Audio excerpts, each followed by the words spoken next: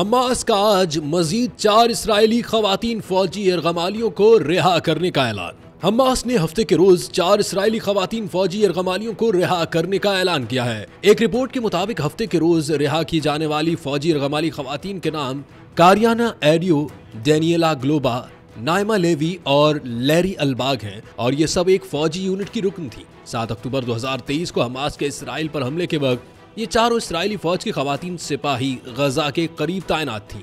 Media के मुताबिक गजा जंगबंदी मुआहदे के तहत हर इस्राएली फौजी के बदले 50 फलस्तीनी कैदियों को रिहा किया जाएगा, जिसका मतलब है कि आज 200 फलस्तीनी कैदियों को भी आजाद किया जाएगा।